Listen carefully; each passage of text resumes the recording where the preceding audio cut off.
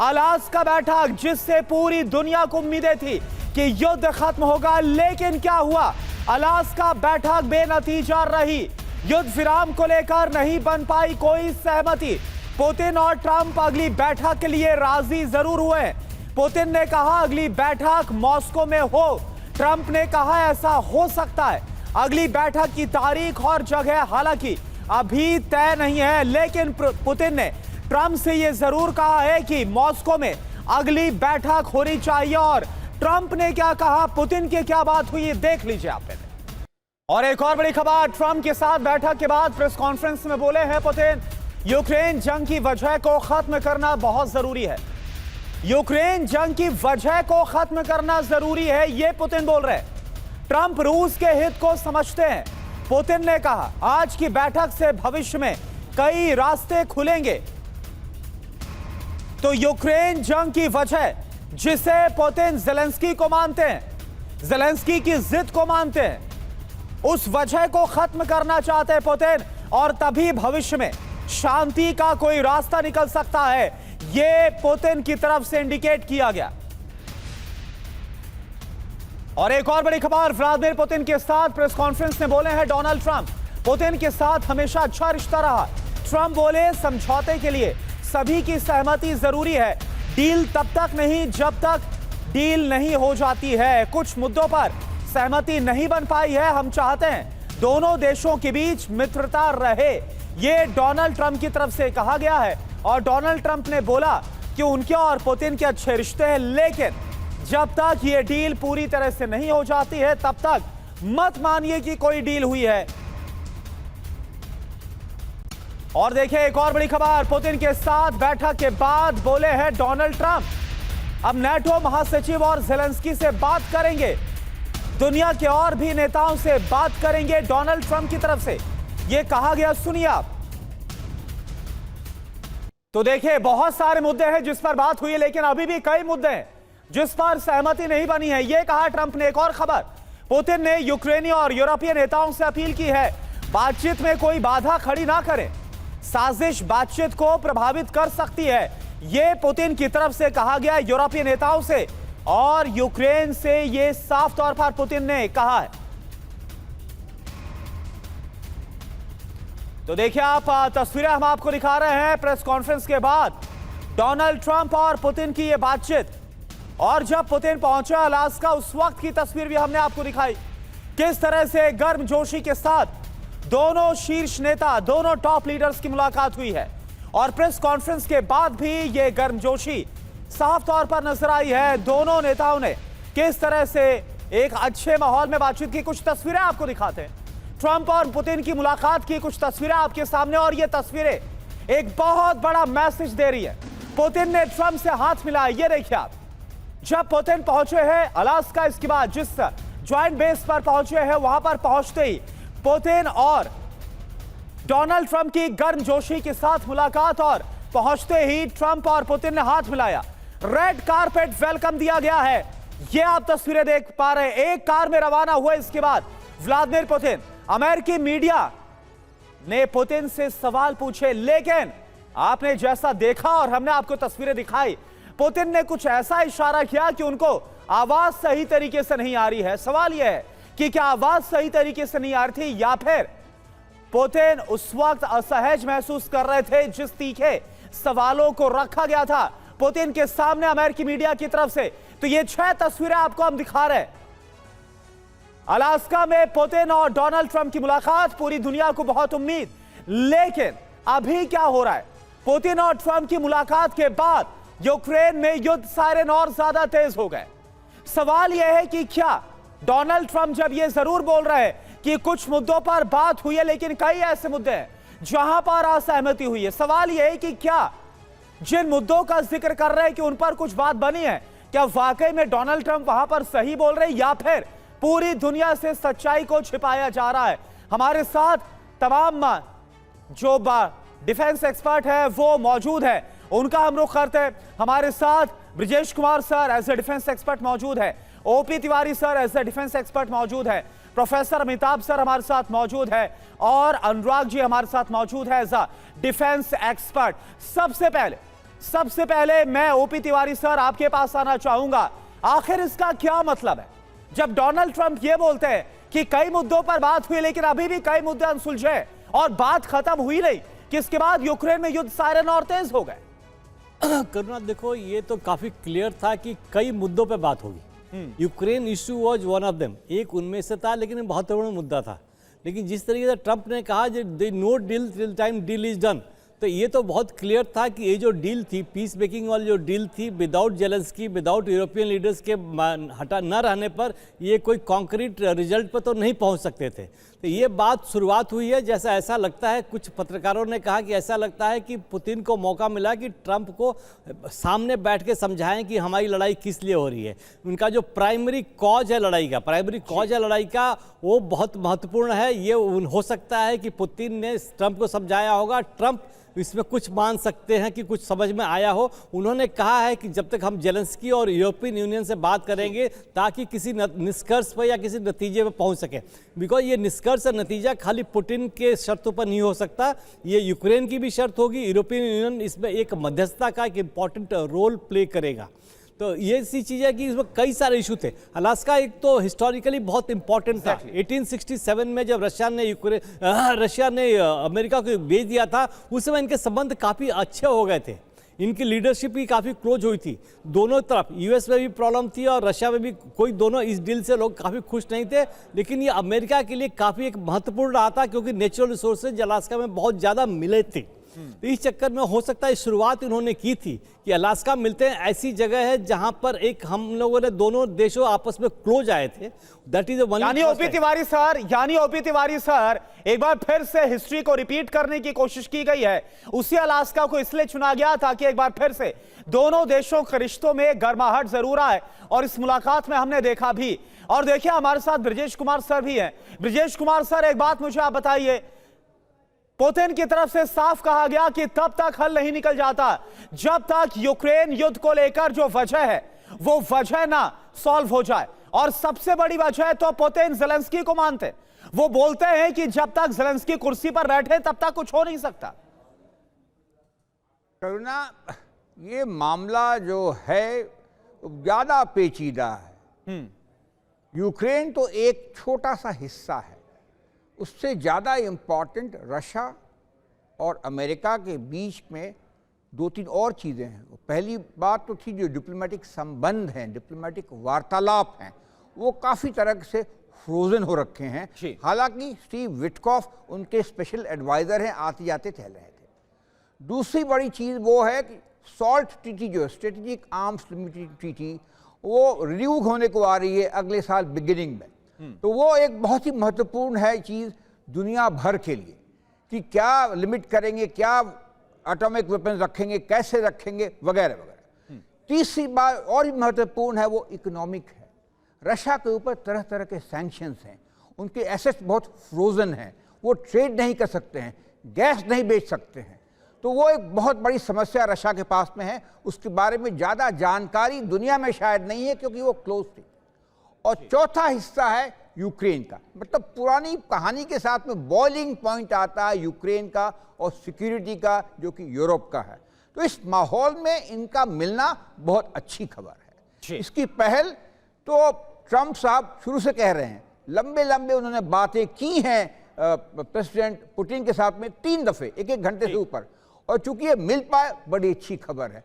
और इन पेचीदा मामलों में 1 to 1 मिल के समाधान निकालना थोड़ा मुश्किल है। और हिस्ट्री ये सिखाता है, जब भी इस तरह की घटना हुई है, शायद तुरंत निष्कर्ष नहीं निकला है। दर्शकों को याद होगा, नॉर्थ कोरिया के साथ में इसी तरीके से ट्रंप साहब ने एंगेज किया था 1 to 1 अपने पहले टर्म में। कोरिया भी गए थे, बाद में सिंगापुर में मिला था, लेकिन बात नहीं बन पाई।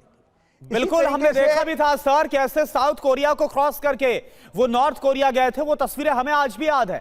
लेकिन क्या हुआ, आज जो नतीजा है वो सिफर रहा।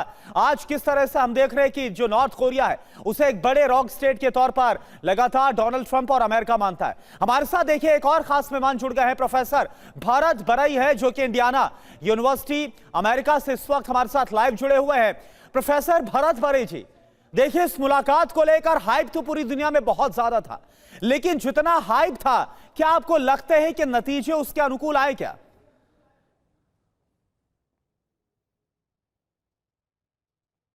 भरत बरी जी। भरत जी, मैं आपसे एक रिक्वेस्ट करूंगा, आपका शायद से माइक म्यूट है, आप अनम्यूट करिए एक बार।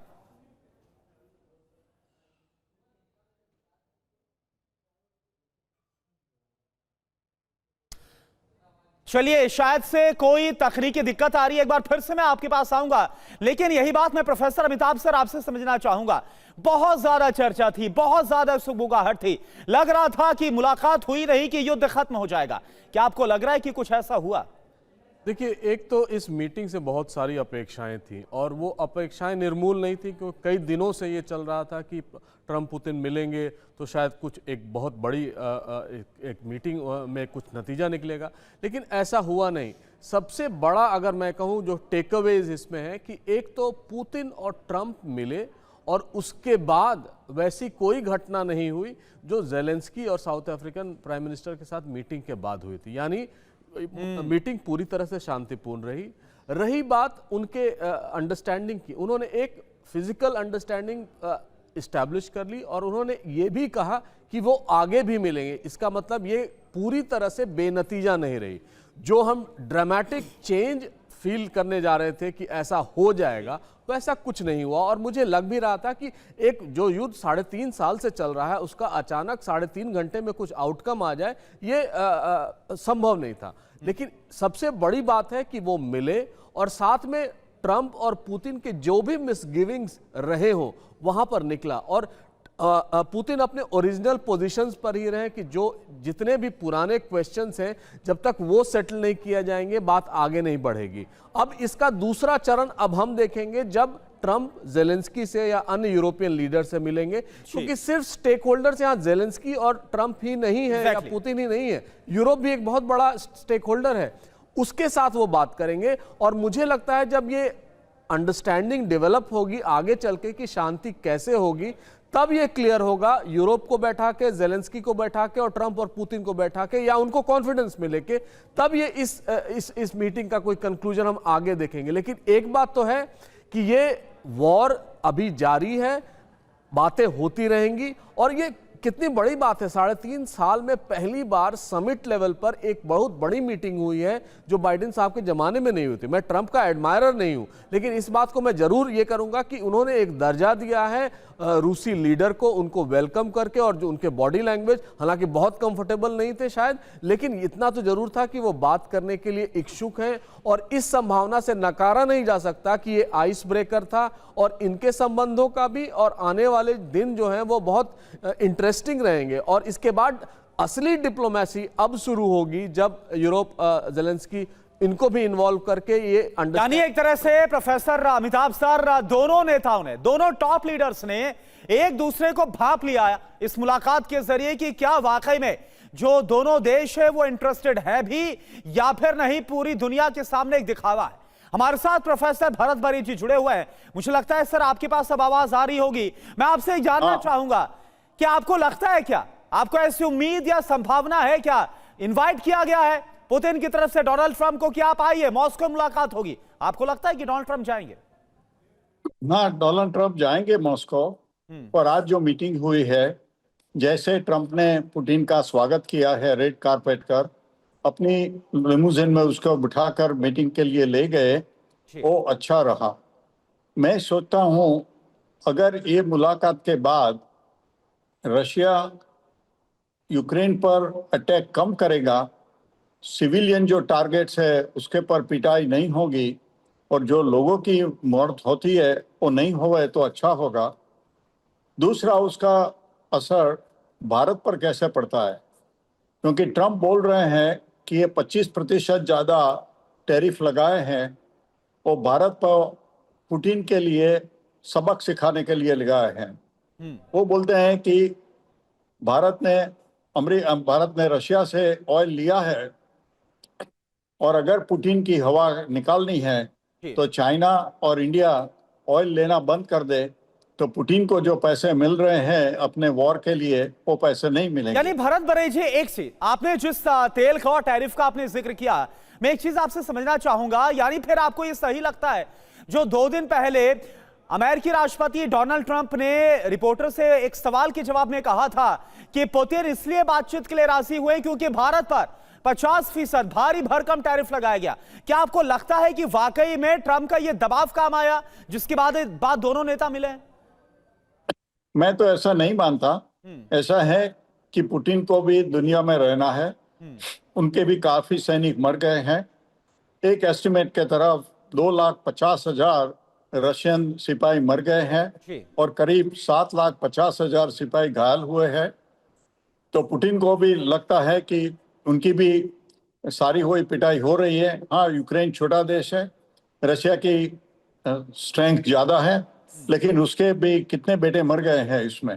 बिल्कुल। तो ये जो दोनों के बीच मुलाकात हुई, मैं ऐसा आशा रखता हूं कि वो यूक्रेन पर अटैक कम करे। हाँ, युद्ध विराम ना करे, लेकिन इनफॉर्मली अटैक बंद कर दे।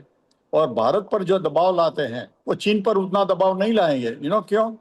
क्योंकि वो जो रेयर मेटल है उसके बिना अमेरिका का डिफेंस नहीं चल सकता। काफी ऑटोमोबाइल कंपनी जो फोर्ड का है उसका प्लांट एक हफ्ते बंद हो गया था। और जो F-35 विमान है लड़ाकू, उसमें भी आउटर कोटिंग में ये रेयर मेटल चाहिए। अब अमेरिका ने शुरू किया है रेयर मेटल को फैक्ट्री को चालू करने के लिए, लेकिन उसमें तो 1-2 साल लग जाएंगे। ठीक है, यानी भरत बरई जी, यहां पर डोनाल्ड ट्रंप जो देख रहे हैं वो शुद्ध बिजनेस देख रहे हैं। यही वजह है कि भारत पर एक तरफ 50% का ऐलान कर दिया टैरिफ का और दूसरी तरफ चीन पर ये 30% है। आऊंगा सर मैं एक बार फिर से आपके पास, लेकिन हमारे साथ कर्नल अनुराग शुक्ला सर भी है। कर्नल अनुराग शुक्ला सर, एक बहुत बड़ी बात इस मुलाकात में पुतिन की तरफ से कही गई कि अगर वाकई में इसका जो निष्कर्ष है वो सकारात्मक निकालना है, जो कवायद चल रही है अमेरिका और रूस के बीच में, तो जो असल वजह है यूक्रेन में, उस वजह को हटाना होगा। क्या आपको लगता है सबसे बड़ा स्टेक होल्डर इस वक्त अगर इस युद्ध का कोई है तो वो है यूक्रेन? यूक्रेन इस पर राजी होगा? कुछ ऐसा हो पाएगा? बिल्कुल सही कहा आपने। और मैं ये बताना चाहता हूँ कि यूक्रेन जो फाइट लड़ रहा है वो अपने बलबूते पर अकेले नहीं लड़ रहा था। इसके पीछे यूरोपियन यूनियन का भी पूरा हाथ है और अमेरिका का भी पूरा हाथ है। अगर 3.5 साल एक छोटा सा देश एक बड़े देश के लोहा लेने में कामयाब रहा तो वो सिर्फ और सिर्फ इसी मदद की वजह से ले पाया है। और आज का जो यह मीटिंग हुई थी, इसकी पहले से ही एक्सपेक्टेशन थी कि कोई मिलिट्री आउटकम नहीं निकलने वाला है। ये एक पॉलिटिकल मीटिंग थी। पॉलिटिकली एक दूसरे के लीडर्स समझना चाहते थे एक दूसरे को, वो आउटकम देखना चाहते थे। लेकिन अगर किसी वॉर का अंत होना है तो उसके लिए दोनों पक्षों का होना मौजूद होना बहुत ज़रूरी है। और इससे पहले पिछले 3-4 दिनों के अंदर से ऑलरेडी फीलर्स आ रहे थे, जहाँ यूरोपियन यूनियन लीडर्स ने अपने बातें रखी थी और जेलेंस्की ने भी मना किया था बिल्कुल कि हम इस बात को एक्सेप्ट नहीं करेंगे। तो उन लोगों को अपना विश्वास में लेना बहुत ज़रूरी है इससे पहले कि कोई कंक्लूजन निकले। और वही चीज़ यहाँ देखने को मिली कि मिलिट्री कंक्लूजन इसमें नहीं निकला है। हाँ, पॉलिटिकली कुछ बातें आई हैं सामने, बहुत अच्छे विचार रखे गए हैं और देश के पूरे वर्ल्ड को एक बहुत अच्छा पॉजिटिव एनवायरनमेंट मिला है दो बड़े लीडर के मिलने से। लेकिन मिलिट्री एंगल से देखा जाए तो ये अभी इतना आउटकम अच्छा नहीं है और इसके भविष्य में कोई संभावना नज़र आ नहीं रही फॉर द नियर फ्यूचर। अच्छा, एफएम ओपी तिवारी सर, एक बात बताइए, जो तस्वीरें सामने आई हैं, ऐसा क्यों लग रहा है कि जो मुलाकात हुई है उसमें अमेरिका और रूस के रिश्ते तो अच्छे हो रहे हैं, लेकिन इसका खास असर वॉर जोन पर पड़ेगा, इसको लेकर कोई इंडिकेशन नहीं है, क्योंकि वार्ता खत्म होने के बाद जो युद्ध के सायरन है वो और तेज हो गए। करुणा, देखिए अभी जैसे अनुजी बता रहे थे कि ये वॉर जो है, ये वॉर तो इसको जो फ्यूल कर रहा है, जो आग डालने वाला काम तो यूरोप कर रहा है। यूरोपियन यूनियन के स्टेटमेंट्स, नाटो देशों के स्टेटमेंट्स तो क्लियर रहे हैं पहले से भी कि ये वॉर रुकना नहीं चाहते। मैं इसका एक बैकग्राउंड लाना चाहूँगा। एक क्रीमियन वॉर हुई थी 1850 में, उसमें रशियन क्रिश्चियन ऑर्थोडॉक्स को बचाने के लिए ये ऑटोमन एम्पायर से शुरू हुआ था। उसमें फ्रांस और इंग्लैंड इनके ऑटोमन एम्पायर के साथ आके रशिया पर अटैक करके रशिया को हराया था। तो ये जो बहुत पुरानी दुश्मनी है इनकी चलते जा रही है, तो ये जिससे वॉर तभी रुकेगा जब European union, NATO financially, militarily अपने हाथ वापस खींचने लगेंगे। जब इनको वेपन करना, सप्लाई होना बंद हो जाएगा, यूक्रेन की वॉर अवश्य तरीके से रुक जाएगी। इस यूरोपियन यूनियन और नाटो के जो देश हैं, ट्रंप के अंदर अभी पूरे सुनने के लिए तैयार नहीं है, पूरे कंट्रोल में नहीं है। जैसे ट्रंप ने शुरू कर दिया कि हम भाई अपने वेपन नहीं देंगे, पैसे हम आपसे लेंगे और फिर भी वेपन देंगे, तो वेपन सप्लाई हो रही है। अब देखिए नाटो देश के कितने देश हैं जो उसको फंड करने के लिए कोशिश करते जा रहे हैं।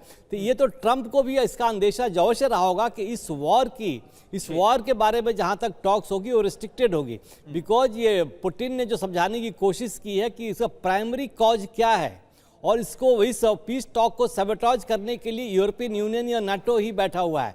तो ये अगर ट्रंप समझ गए हैं तो इनके अपने आप में ये प्रेशर डालेंगे नाटो में, या हाथ खींचना शुरू करेंगे, आर्मामेंट सप्लाई बंद करेंगे, तभी जाके यूक्रेन और रशिया में शांति हो सकती है। एक तरीका और है, वो चाहते हैं, पुतिन भी चाहते हैं कि वहां तख्ता पलट हो और जेलेंस्की को हटाया जाए।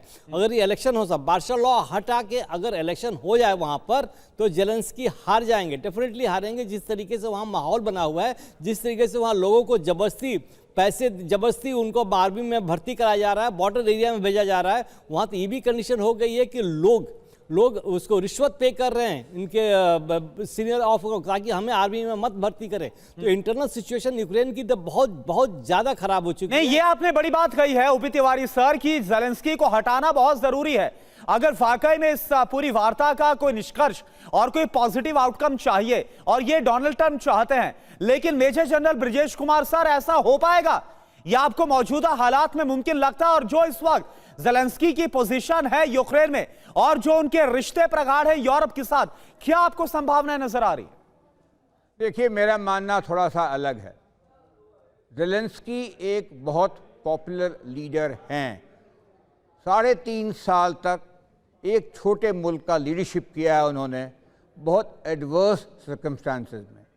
लोगों को रैली किया है, मिलिट्री को रैली किया है, और अपनी महिलाओं को भी रैली किया है रूस को की वो खबर लेने के लिए।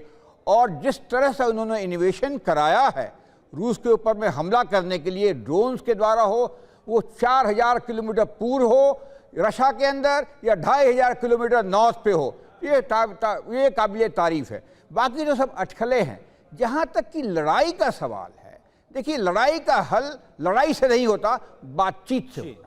और मेरा मानना है कि सबके पीछे नेटो यूरोप नहीं है, ये खुद अमेरिका ही है। तभी ये जो समिट चल रहा है वो यूएस प्रेसिडेंट और रशियन प्रेसिडेंट के बीच में चल रहा है। 1992 से जब देखेंगे, जब नेटो का विकास हुआ, धीरे धीरे करके सारे ईस्ट यूरोपियन कंट्रीज हैं वो नेटो के मेंबर बन गए। तो इस कहानी के अंदर अगर आप देखेंगे, रशिया के हिसाब से विलन तो रहा है अमेरिका। उस हिसाब से बातचीत सही है कि समिट लेवल पे अमेरिका और यूरोप के बीच में, मगर 2-3 और पक्ष आते हैं। जब रशिया बातचीत करता है, वो पुतिन अकेले बातचीत कर सकते हैं क्योंकि वो एक पार्टी अलग है। लेकिन दूसरे पार्टी में चेंजेस भी आए हैं, नेटो भी है और यूक्रेन भी है। तो उनसे बिना पूछे, उनसे बिना चीज़ें समझे हुए, उनके स्टेक होल्डर्स को बिना लिए हुए बातचीत आगे नहीं चल सकती है।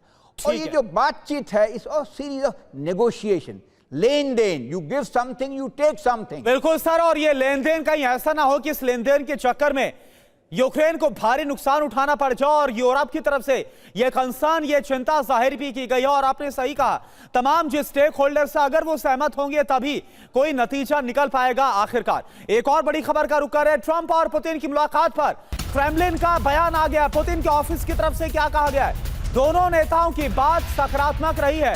क्रेमलिन की तरफ से कहा गया, समझौतों के विकल्पों की तरफ बढ़े हैं दोनों देश।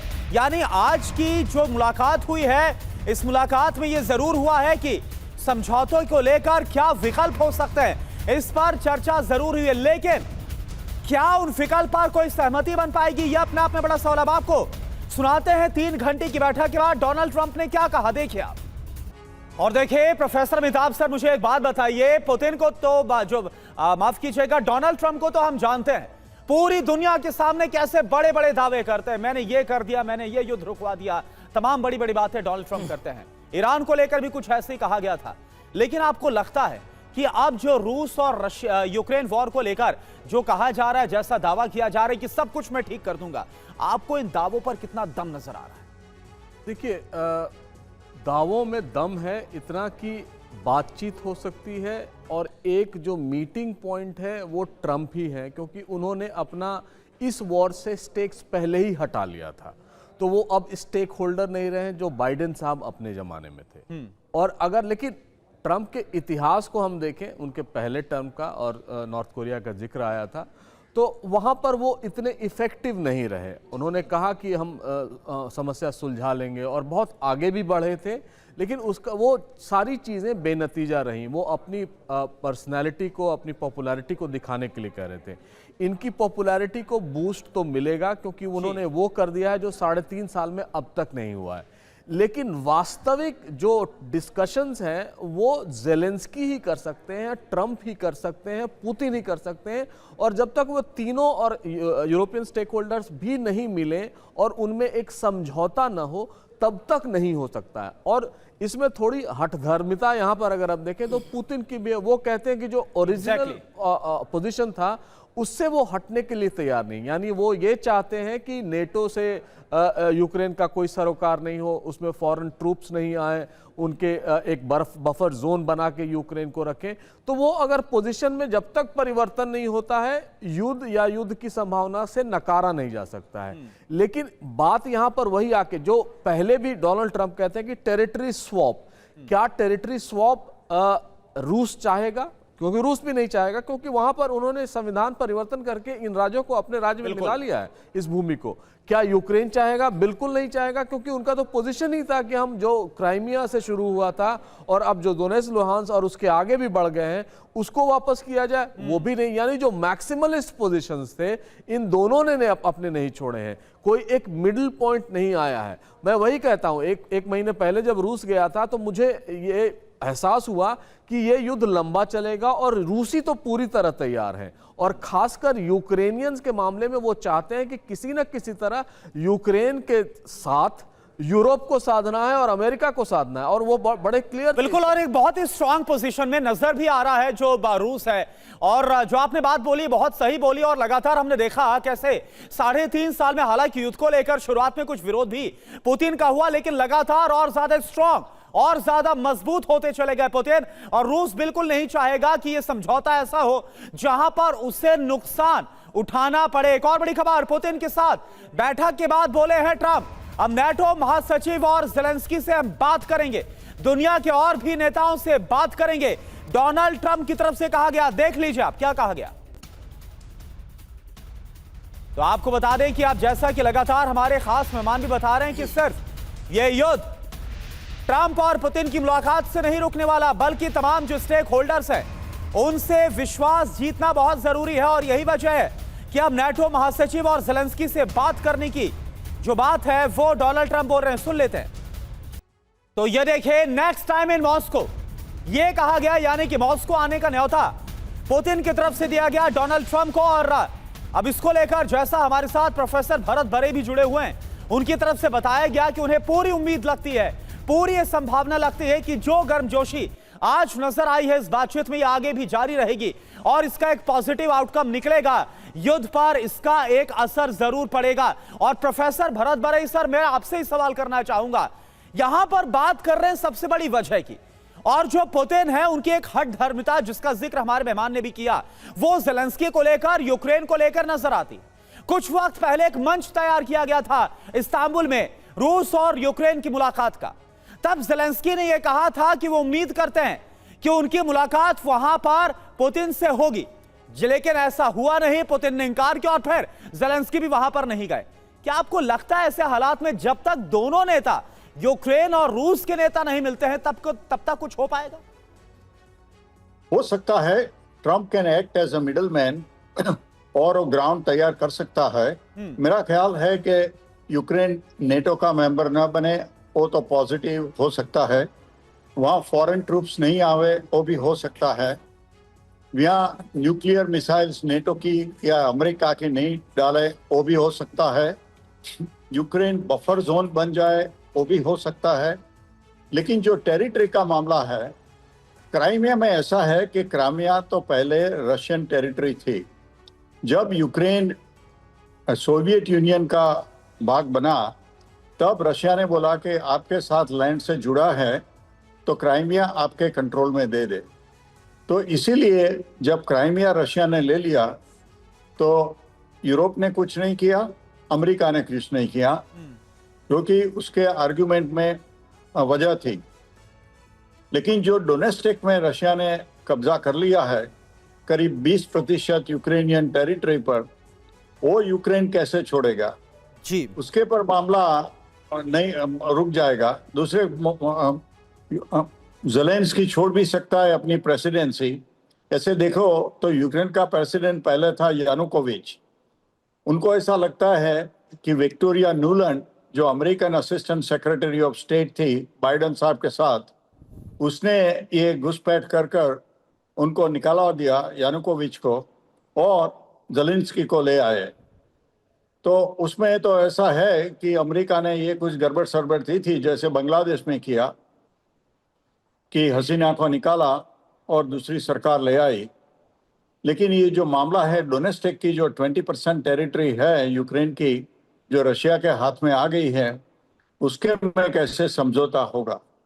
और दूसरा मेरा ख्याल है कि अब वो भारत की पिटाई करना ट्रंप बंद कर दे, क्योंकि अगर उनको अच्छा रिलेशंस हो गया है पुतिन के साथ तो वो बोलते हैं कि भारत पर पिटाई इसीलिए करते हैं, 25% ड्यूटी इसलिए ज़्यादा डाली है कि रशिया पर प्रेशर आवे।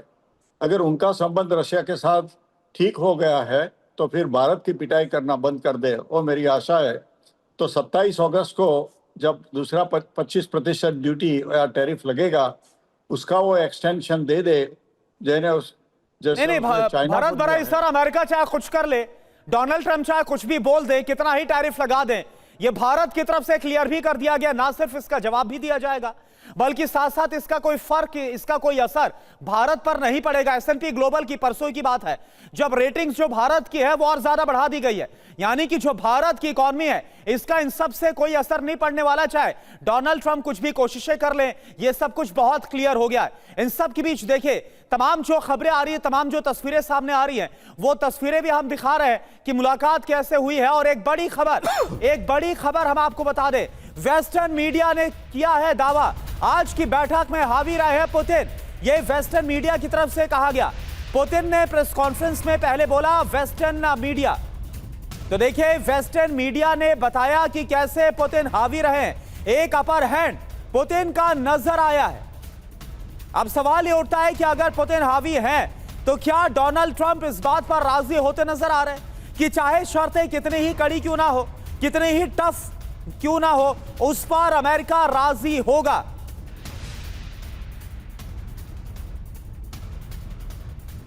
तो वेस्टर्न मीडिया की तरफ से कहा जा रही है, देखिए प्रेस कॉन्फ्रेंस के बाद किस तरह से दोनों टॉप लीडर्स हाथ मिलाते हुए भी नजर आ रहे हैं। अनुराग शुक्ला सर, ये जो बात वेस्टर्न मीडिया की तरफ से कही गई है, ये क्या इंडिकेट कर रहा है? पहली मुलाकात और इस मुलाकात में पुतिन ज्यादा हावी नजर आ रहे हैं ट्रंप के मुकाबले। देखिए, अगर ये पॉलिटिकल बात की जाए, पॉलिटिकल मुलाकात की जाए तो हो सकता है इनमें कुछ तूल पकड़ी जाए, लेकिन ये मीडिया का जो आकलन है, जो सिर्फ विजुअल्स देख के कि उस पर्टिकुलर 12 मिनट में क्या हुआ, तो इसको इतनी ज़्यादा तूल नहीं देना चाहिए। मेन ये है कि किस टॉपिक पे चर्चा हुई, उसका आउटकम क्या हुआ और भविष्य में हम किस डायरेक्शन में इस पीस टॉक को ले जा रहे हैं, इस पे ज़्यादा चर्चा होनी चाहिए। जैसा कि पुतिन ने कहा कि he is looking forward to meet in Moscow, इसका मतलब डेफिनेटली नहीं अनुराग सर, हमने देखा ना जब पुतिन पहुंचे वहां पर मिलिट्री बेस पर, तब रिपोर्टर्स ने सवाल पूछा कि आप क्यों आम लोगों को मार रहे हैं, तो उस पर पुतिन ने बोला देखिए मुझे सुनाई नहीं दे रहा, ऐसा इशारा करके चले गए। और फिर ऐसे कई वाक्य हुए जहां पर अमेरिकन मीडिया ने, वेस्टर्न मीडिया ने कुछ अगर ऐसा पूछने की कोशिश की जहां पर पुतिन असहज थे तो उसको इग्नोर कर दिया। डेफिनेटली एक नैरेटिव क्रिएट करने की कोशिश की जा रही है, क्योंकि उन्हें अपने डोमेस्टिक ऑडियंस को दिखाना है। एक पूरे वर्ल्ड में पुतिन को एक विलेन की तरह पेश करने की कोशिश की जा रही है, लेकिन जब वॉर होती है तो वॉर में दो पक्ष होते हैं और दोनों पक्ष को अपना अपना पक्ष रखने का पूरा हक है, अपनी बात रखने का पूरा हक है। और मीडिया को भी उसी तरह समझने की कोशिश करना चाहिए कि किसके क्या पैरामीटर्स हैं जिसके बेस पे वो अपनी बात कह रहे हैं। बिल्कुल। और देखिए एक और बड़ी खबर हम बता दें, ट्रंप पुतिन अलास्का से हुए हैं रवाना। तो आप देखिए ये बड़ी खबर है, ट्रंप और पुतिन अब अलास्का से रवाना हो गए। लेकिन इससे पहले इनसाइड स्टोरी जरा आप जानिए इस पूरी मुलाकात को लेकर, क्योंकि इस मुलाकात पर पूरी दुनिया में हलचल बहुत ज्यादा तेज है और पूरी दुनिया यही जानना और समझना चाहती है, जब दोनों लीडर्स मिले हैं तो क्या बात हुई है, क्या चर्चा हुई है, क्या एजेंडा सेट हुआ है। नंबर 1, यूक्रेन को लेकर पुतिन का रुख सख्त नजर आया, यानी यहां पर कोई नरमी नजर नहीं आ रही। नंबर 2, यूक्रेनी लोगों से प्यार, ज़ेलेंस्की से नाराजगी। और यह हमने देखा भी है कि ये वक्त वक्त पर पुतिन बोलते भी नजर आए, क्योंकि कभी यही यूक्रेन यूएसएसआर का हिस्सा भी हुआ करता था, इसलिए वो यूक्रेनियों के प्रति अपनी जो हमदर्दी है वो जताते नजर आए। नंबर 3, यूक्रेन पर पुतिन अपनी शर्तों पर अड़े रहे, यानी कि वो बिल्कुल भी टस से मस नहीं होना चाहते। नंबर 4, यूक्रेन से ज्यादा अमेरिका रूस के रिश्तों पर बात हुई, जिसका मैंने अभी जिक्र भी किया था। ऐसा लग रहा है कि दोनों देश ज्यादा करीब आ रहे हैं। नंबर 5, तनावपूर्ण माहौल में बैठक हुई, फॉक्स न्यूज का यह दावा, यानी जब यह बैठक हुई, हालांकि कैमरे के सामने जो दिखाया गया वो कुछ और था, लेकिन असल में बंद दरवाजे के पीछे जो बैठक हुई वहां पर काफी ज्यादा तनाव था, यह बताया गया। प्रोफेसर अमिताभ सर, ये जो 5 की पॉइंट्स इस वक्त हमने बताए हैं, जो इनसाइड स्टोरी बताई है, इसको देखकर समझकर आपको क्या लग रहा है? देखिए, वेस्टर्न मीडिया का एक बायस रूस के प्रति शुरू से रहा है, तो हम उसको डिस्काउंट कर दें कि कैसी मीटिंग हुई, क्या तनावपूर्ण माहौल था, किसने पहले बोला, किसने बाद में बोला, किसने क्वेश्चन लिया, नहीं लिया। यहाँ पर एक चीज़ बहुत इंपॉर्टेंट है इस्टेब्लिश करना कि वेस्टर्न मीडिया इस नैरेटिव को बार बार परपिचुएट कर रहा है कि पुतिन एग्रेसर है, वो है, उसमें कोई शक नहीं है। लेकिन वेस्टर्न मीडिया ये कभी नहीं कह रहा है कि अब तक कोई वार्ताएं क्यों नहीं हुई थी। 3.5 साल हो गए, सिवाय जब तक ट्रंप सत्ता में आए हैं उसके बाद ही वार्ताएं शुरू हुई, सीरियस डिस्कशन शुरू हुई है, चाहे वो टर्की में हो या अब अलास्का में हो। तो ये क्वेश्चंस कोई नहीं पूछता है। एट्रोसिटीज हो रही हैं, रशियन ट्रूप्स कमिट कर रहे हैं, लेकिन वो भी सही है। लेकिन यहां पर लेकिन अमिताभ सर देखिए, ये भी वेस्टर्न मीडिया की तरफ से कहा गया, ये भी कहा गया कि जो पुतिन है वो बिल्कुल अभी अड़े हुए हैं, उनका जो रुख है वो ज़ेलेंस्की को लेकर, यूक्रेन को लेकर बिल्कुल नरम नहीं, मैं इस पर बात करूंगा। लेकिन एक रिपोर्ट देखना बहुत जरूरी है। पुतिन और ट्रंप की बैठक बेनतीजा रही, लेकिन पूरी दुनिया की निगाहें इस बैठक पर लगी थी। भारतीय समय के मुताबिक करीब रात 12 बजे दोनों नेता अलास्का पहुंचे और इसके बाद 3 घंटे तक बैठक चली। लेकिन उससे पहले क्या हुआ, यह आपके लिए जानना बहुत जरूरी है। देखिए हमारी यह स्पेशल रिपोर्ट। दुनिया की 2 महाशक्तियां मिली तो उनकी बॉडी लैंग्वेज से लेकर हर एक्शन पर लोगों की निगाहें बनी रही। अलास्का एयरबेस पर राष्ट्रपति ट्रंप और राष्ट्रपति पुतिन दोनों अपने अपने प्लेन से उतरे। पुतिन के लिए रेड कारपेट बिछाई गई थी, जिस पर चलते हुए पुतिन आगे बढ़े। ट्रंप ने ताली बजाकर पुतिन का स्वागत किया।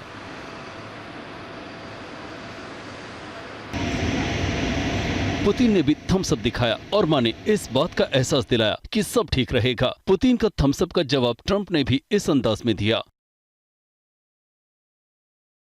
इसके बाद दोनों नेता पास आए, हाथ मिलाया, आगे बढ़े। इस दौरान पुतिन के चेहरे पर मुस्कान थी। ट्रंप भी आत्मविश्वास से लबरेज नजर आए। दोनों आगे बढ़ते हुए आपस में कुछ बात करते भी नजर आए।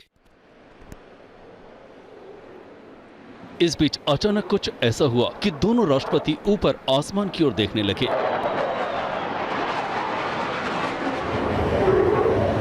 अमेरिका ने B-2 बॉम्बर और फाइटर जेट को उड़ाकर पुतिन का बेहद भव्य और गर्मजोशी से स्वागत किया। दरअसल पुतिन के ग्रैंड वेलकम के दौरान अमेरिकी एयरफोर्स ने एक B-2 बॉम्बर्स और F-22 राप्टर्स उड़ाए, तो फाइटर जेट्स के काफी नीचे की यानी कम ऊंचाई की उड़ान होने की वजह से तेज आवाज आई। तो पहले पुतिन फिर ट्रंप ऊपर देखने लगे।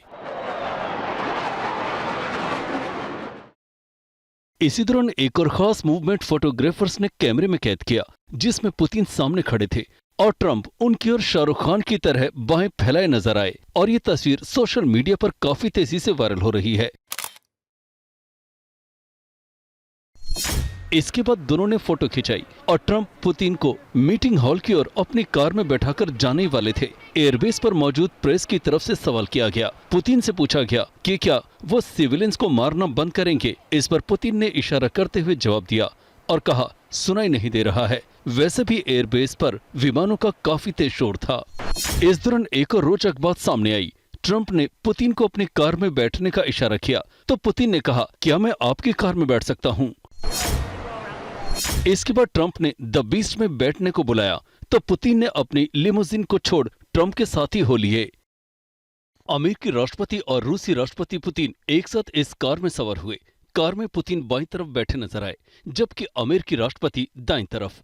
रवाना होने के साथ ही पुतिन ने कार से हाथ हिलाकर लोगों का अभिवादन भी किया। इस दौरान भी पुतिन के चेहरे पर मुस्कान थी।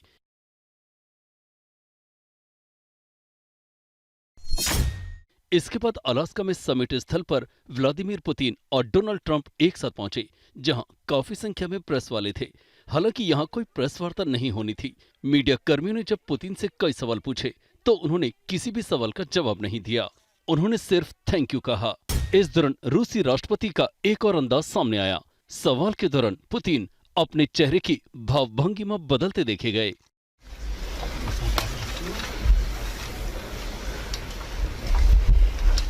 मीटिंग से पहले फोटो सेशन के दौरान अमेरिकी विदेश मंत्री मार्को रूबियो और उनके दूत स्टीव विटकॉफ ट्रंप के साथ बैठे, जबकि रूसी विदेश मंत्री सर्गेई लावरोव और उनके सहयोगी यूरी उशाकोव पुतिन के बगल में बैठे। फोटो सेशन के दौरान दोनों नेताओं ने तस्वीरें खिंचवाई। ट्रंप और पुतिन की तस्वीर व्हाइट हाउस की तरफ से पोस्ट की गई, वहीं कुछ तस्वीरें रशियन मीडिया की तरफ से भी शेयर की गई। अब बारी मीटिंग की थी। ट्रंप के साथ उनकी टीम, जिसमें खुद डोनाल्ड ट्रंप, मार्को रूबियो और स्टीव विटकॉफ शामिल हुए। रूस की तरफ से पुतिन के साथ सर्गेई लावरोव और यूरी युशाकोव ने शिरकत की। मीटिंग करीब 3 घंटे तक चली, जिसके बाद मीटिंग से पुतिन और दूसरे लोग निकलते नजर आए।